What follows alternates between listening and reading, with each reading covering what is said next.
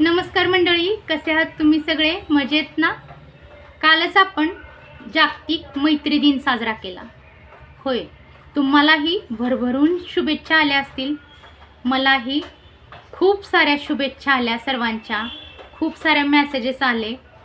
आपण मैत्री ही खूप खास असते आपल्यासाठी आणि मैत्री दिन हा एक दिवस फक्त एक दिवसाचा नसतो. तो आयुष्यभराची साथ असते. कारण मैत्री ही अशी असते की एकच असे नाते असते मैत्रीचे की आपण स्वतः सिलेक्ट केलेले असते. कारण जन्माच्या आधीपासूनच आपल्याला सर्व नाती मिळालेली असतात, आई वडील भाऊ बहीण वगैरे. पण हे एकच नाते असे असते की रक्ताच्या नात्याच्या पलीकडे असते आणि ते खूप खास असते. आयुष्यात एक तरी मित्र किंवा मैत्रीण अशी असावी की जिच्याजवळ सुखदुःख अगदी आपण मनसोक्त बोलून दाखवावं. आपल्याला दुःख असू दे, सुख असू दे किंवा इतर काही कारण असू दे.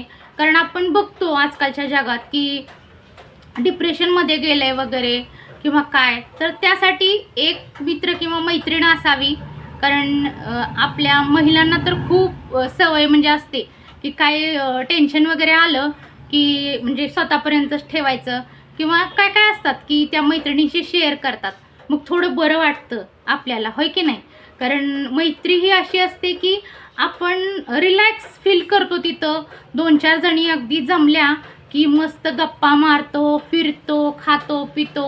असंच आयुष्य जगायला हवं. कारण माहीत नाही आपल्याला, वेळेचं पण माहीत नाही आणि आयुष्याचं पण माहीत नाही की उद्याचा दिवस आपला कसा असेल किंवा येईल की नाही, हे काहीच माहीत नाही आपल्याला.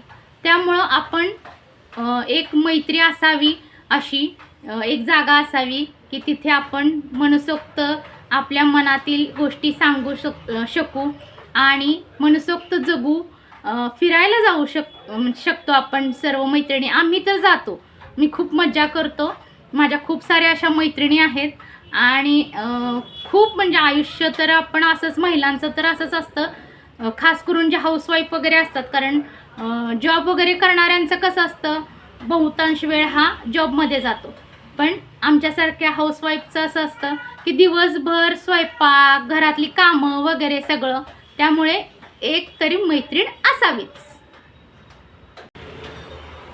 माझ्याकडूनही तुम्हाला मैत्री दिनाच्या खूप साऱ्या शुभेच्छा.